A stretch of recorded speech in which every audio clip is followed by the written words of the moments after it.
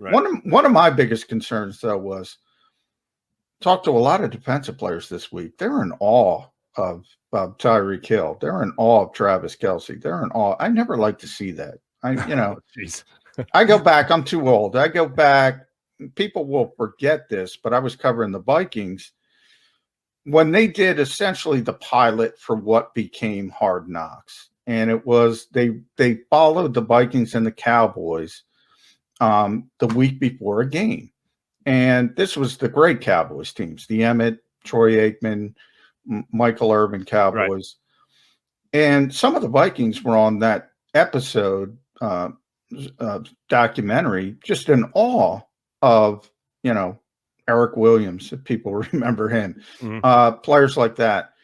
And I never think that's a good thing. It's great to have respect, but I sensed a little awe of certain playmakers. And the Vikings lost that game, by the way. So there you go.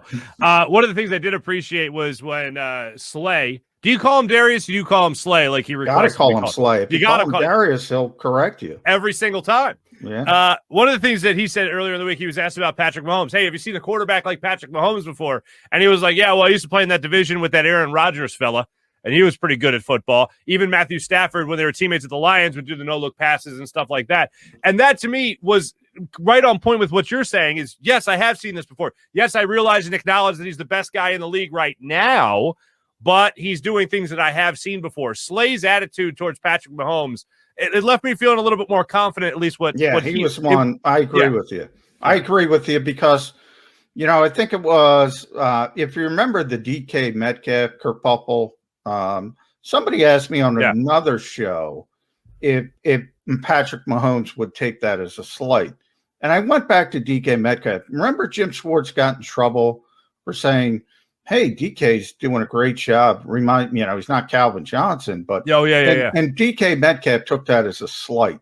Mm-hmm. Like, I mean, if somebody's comparing you to Calvin Johnson, that is not a criticism. Right.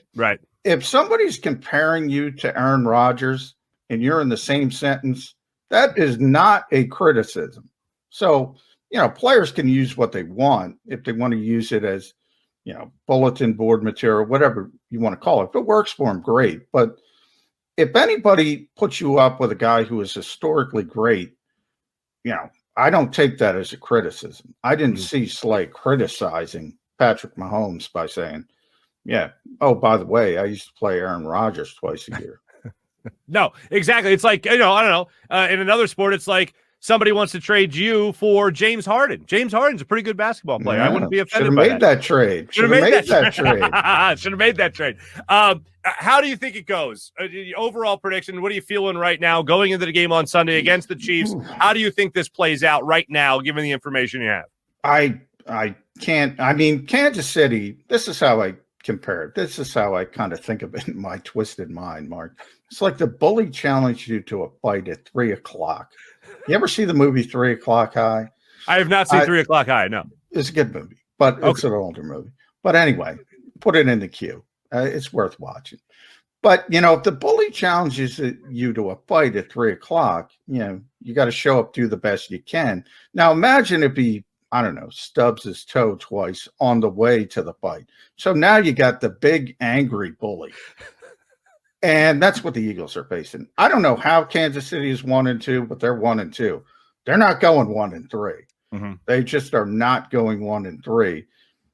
The Eagles aren't in a position to compete with a team like this. I'm guessing 35-18 type of game. It's not going to be close. Yeah, I'm right along those lines with you, my friend. It's not looking too hot, unfortunately.